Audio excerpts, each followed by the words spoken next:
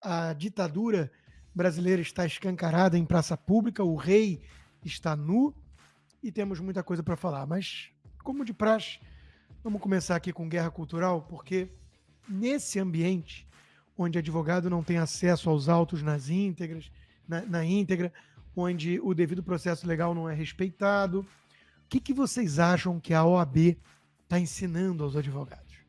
Se eu não me engano, esse é o capítulo Piauí, mas muita atenção. Vocês conseguem enxergar?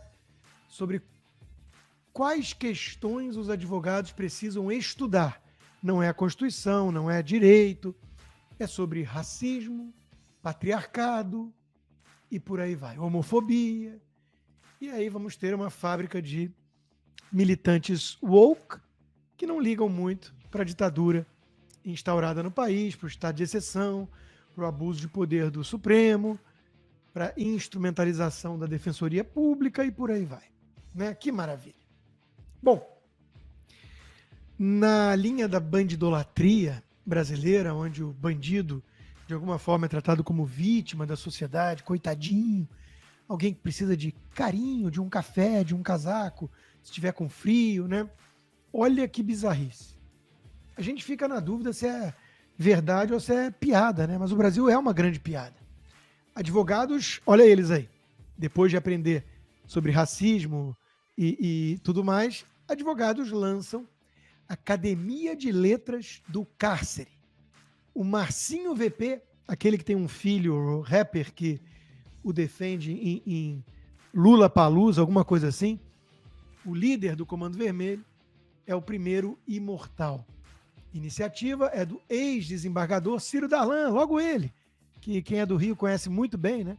Alguns chamam de Ciro Tantan, mas enfim, tem várias acusações e processos contra essa figura tão próxima da bandidolatria, digamos assim, visa incentivar a prática da escrita pelos detentos. Né? Lula ficou um bom tempinho preso, disse que leu não sei quantos livros, mas é tudo mentira, né?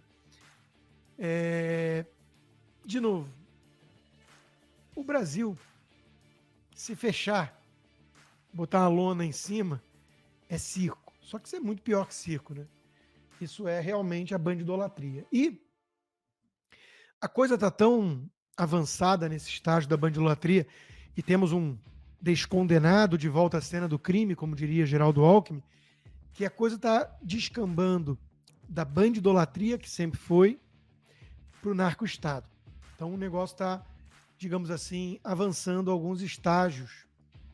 E tem uma reportagem na Gazeta do Povo de um ex-desembargador um pouco mais sério do que o Ciro Darlan, né, afirmando que o Brasil pode sim se transformar num narco-estado. O jurista, escritor e ex-desembargador do Tribunal de Justiça de São Paulo, Walter Mairovich, afirmou que o Brasil tem tudo para se transformar num narco-estado, até mesmo a presidência. A declaração foi dada no contexto da expansão de atuação das facções criminosas no Brasil, como na suspeita de que o primeiro comando da capital, o PCC, aquele que tem diálogos cabulosos com o PT, que é o partido do presidente, utilizava empresas de ônibus de São Paulo para lavar dinheiro. Pelas definições apresentadas pelo jurista, um narco-estado é aquele estado em que o tráfico de drogas tem influência nas instâncias de poder e também aquele que muitas vezes tem até o PIB influenciado pelas atividades ilícitas relacionadas à produção de entorpecentes. Colômbia, Peru, Bolívia, Brasil. Bem-vindos ao país que voltou e voltou ainda pior, se isso era possível. Um país que tem na presidência o líder do PT, que é um partido cuja presidente vai à China enaltecer a sua democracia efetiva. Mas é isso que nós temos, né? A cara de pau de comunistas que fingem que não são comunistas, que flertam com um regime totalitário comunista, enquanto dizem defender a democracia. Então, Gleisi Hoffmann, também chamada de Narizinho, ou Amante, dependendo da planilha da Odebrecht, escreveu: arrogância intolerável do dono do X, fazendo ameaças ao Brasil para defender seus interesses e os da extrema-direita. Cara, que narrativa patética, mas é a mesma da Globo. É assim que funciona a cabeça de Bolsonaro e seus comparsas. O Elon Musk virou comparsa do Bolsonaro. Prepotência, força bruta, agressão e chantagem. De novo, todo petista acusa o seu adversário diante de um espelho. Esse é o modus operandi do PT. É urgente botar um paradeiro nessa escalada contra nosso país e nossas instituições. A liberdade que eles proclamam é exclusivamente para oprimir e se impor. O Leandro Ruschel respondeu: você defende a democracia chinesa, por que acusa os outros do que faz? E veja, ele teve o dobro de curtidas e a gente sabe a resposta. Porque essa turma comunista aprendeu com o titio Lenin a fazer exatamente isso. Enquanto isso, a China fez a Apple remover o WhatsApp e o Threads da sua App Store. Soa familiar? Eu tinha marcado aqui uma página, inclusive, no livro. Bom, já indiquei o bate-papo, né, com o Rafael Fontana, então vamos sem spoiler. Mas é uma pena, porque eu tinha marcado aqui uma página que é tão atual, soa tão familiar, só que agora eu não estou achando. Enfim, são as três formas que o regime chinês encontrou de banir as pessoas, né? Censurar da rede social. Aqui, achei. Vê se soa familiar. Assim, a estratégia do Partido Comunista Chinês para calar quem os aborrece se firmou no seguinte tripé do totalitarismo na era da tecnologia: censurar o cidadão, limitar o seu acesso às redes sociais e secar a sua fonte de renda pelos meios digitais, a desmonetização e, no limite, o congelamento das contas bancárias. Né? Soa familiar. Essa é a turma que está salvando a democracia, segundo Armínio Fraga e João Amoedo. E os isentões que ficaram equidistantes entre a turma do PT e o Bolsonaro com Paulo Guedes e companhia. Por falar nisso, veja como soa familiar e atual, né? STF inicia nessa sexta-feira julgamento sobre bloqueio do WhatsApp e Telegram no Brasil. Até o momento, apenas os ministros Edson Fachin e Alexandre de Moraes votaram. Um é o tucano, que acha que é imperador do Brasil e tem uma libido sensória sem igual, e o outro é o garoto propaganda da Dilma, simpatizante do MST.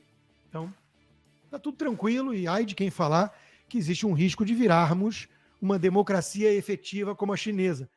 Quem fala em comunismo em pleno século XXI? Só um bobão que quer ibope, segundo o Alexandre de Moraes. Enquanto isso, Israel retalia o ataque de 300 mísseis, graças ao seu sistema de defesa, um ataque fracassado, retalia o Irã, justamente numa área que é importante para o desenvolvimento da tecnologia nuclear iraniana. Alguns alegam que não foi tão bem sucedido assim o ataque. Vamos torcer para que Israel consiga, eventualmente, varrer as facilidades nucleares iranianas do mapa. Porque qualquer pessoa decente está do lado de Israel e do Ocidente nesse embate. Não está equidistante, não é isentão, não faz falsa equivalência moral, muito menos está do lado do Irã, da Rússia, da China. Isso a gente deixa com os indecentes comunistas do PT. E por falar nisso, eles xingam todo mundo de fascista, porque eles fazem isso diante de um espelho, como Lenin ensinou, né? E Stalin depois cumpriu, xingando Trotsky de fascista. Olha como o amor venceu. João Willis, fascista inútil, vira-lata, lesa pátria, para que serve?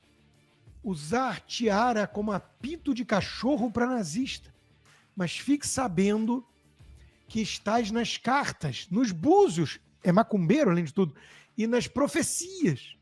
A dama de paus fascista cairá igualzinha às outras. Está o João Willis rogando praga para a deputada Júlia Zanata. Porque o amor venceu, é fofo. Se essa gente puder extirpar a direita da cena pública, tudo vai pairar na mais absoluta paz. Aquela de que ou você diz amém a eles, ou vai para um paredão. E o Marco Antônio Villa, esse não é isentão, esse virou petista mesmo, né? Se Bolsonaro não for preso, em 2026 os extremistas tomarão o poder. Vejo alienígenas por toda canto. Aí eu fui lá, eu esqueci de pegar o meu comentário, merecia.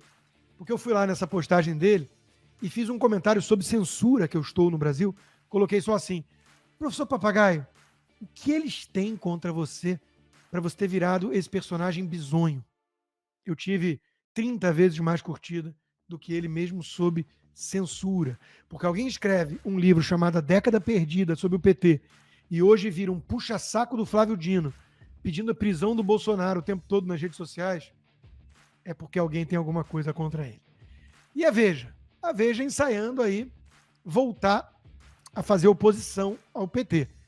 Orquestra desafinada é a capa, né? Falta falar com um pouquinho mais de veemência sobre o maestro. É ou não é? O maestro está destruindo a economia como era absolutamente previsível. Gazeta do Povo, no seu editorial de hoje, a ilusão da disciplina fiscal já terminou. Quanto tempo durou a narrativa da Globo de que o Haddad era um sujeito sério preocupado com a ortodoxia fiscal? Diz o editorial: o que Haddad e Tebet disseram é que, como o dinheiro não entrou e provavelmente nem vai entrar, muda-se a meta em vez de trabalhar na outra ponta dos cálculos para tentar cumprir o objetivo proposto e aprovado no ano passado. Ou seja, dane-se a meta fiscal, o arcabouço nunca existiu, é um calabouço, como nós falamos, e, by the way, para petista não existe a possibilidade de cortar despesa. Isso não faz parte do dicionário deles, do mapa de voo deles. Então, só tem uma direção a economia brasileira: o abismo. Não se desespere hoje, porque amanhã vai estar pior. Você já se perguntou por que parece cada vez mais difícil encontrar um espaço livre para se expressar sem medo de ser silenciado? Ou talvez você tenha se perguntado por que as plataformas que prometiam nos conectar parecem ser exatamente as que nos separam. Bem-vindo à conversa sobre a COS TV. A COS TV é uma nova plataforma de vídeo e entretenimento pronta para competir com grandes nomes com os quais você já está acostumado, mas com uma diferença. Esta é uma plataforma que realmente valoriza quem cria, quem assiste conteúdos e interage com a plataforma, seja assistindo, curtindo ou comentando nos vídeos onde você ganha dinheiro com as suas interações. Não é plataforma de jogos de azar e nem pedimos investimentos. Os usuários são livres para se expressarem de forma autêntica. O canal Endireitei já expandiu também para a plataforma da COS TV, onde tem como embaixador ninguém mais e ninguém menos do que o bravo deputado federal Gustavo Gayer. Conheça, explore a plataforma e inscreva-se no nosso canal lá na COS TV, através do link na descrição do vídeo ou no comentário fixado, e viva a liberdade! Agora, o mundo inteiro sabe sobre as ilegalidades que acontecem no Brasil, constatou J.R. Guzzo na Gazeta, um jornalista raiz, sério. O que querem todos eles, governo, STF e a esquerda, esse consórcio que tomou o poder de assalto, o que é muito diferente de vencer eleições, parafraseando Dirceu e Barroso, o que eles querem é calar as vozes dissidentes. Agora, terão de fazer isso cada vez mais, porque o rei está nu, na frente de todo mundo. Como o rei está nu, agora o rei não liga, balança o troço mesmo e faz assim para o mundo todo.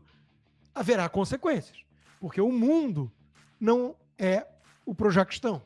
O mundo não vai cair na narrativa da Natuza, na narrativa do Gerson Camarote e companhia. O mundo vai olhar e falar: Brasil has fallen. Não é mais uma democracia. Foi tomado pelo eixo do mal e hoje é uma ditadura comunista. Como é que a gente sabe disso? Pelos arquivos que foram liberados. O Flávio Gordon, por exemplo, nos arquivos da censura, o Flávio Gordon revela que descobriu mais sobre o seu caso graças a esses arquivos, porque tudo vai em sigilo, inclusive dos advogados. Não fosse a circunstância excepcional da divulgação das ordens sigilosas por parte de um órgão estatal estrangeiro, eu continuaria ignorante sobre a razão da minha censura, bem como indefeso ante as pechas injuriosas a mim atribuídas por agentes do Estado brasileiro. Lembrando, o Flávio Gordon replicou uma reportagem do New York Times, jornaleco de esquerda, sobre as urnas eletrônicas. O Marchese, obrigado por contar a minha história e a de tantos outros. Isso precisa acabar. Fui aluno do ministro Fachin por 4 anos e fiz questão de comunicar o que se passava à equipe dele, assim como as de todos os demais ministros. Todos sabiam exatamente o que acontecia no gabinete do Moraes. Isso é muito importante, porque eu entendo a estratégia de alguns de virar e falar, gente, não é hora de falar de eleição ilegítima, que não foi válida, que os outros ministros sabiam, porque senão o sistema todo vai ficar acuado e reagir em conjunto. Eu entendo a estratégia. A estratégia talvez fosse concentrar toda a munição no Alexandre, que está mais exposto, para ele cair. Mas, se o nosso compromisso é com a verdade, eu não sou estrategista político, eu não sou líder de partido, eu não sou oposição, eu sou um jornalista, um comentarista, um sujeito que defende os pilares do liberalismo clássico com viés conservador há muitos anos, Estado de Direito, Rule of Law, o Império da Lei, democracia representativa, divisão entre os poderes. Tudo isso está ameaçado não é apenas por Alexandre de Moraes, é pela patota.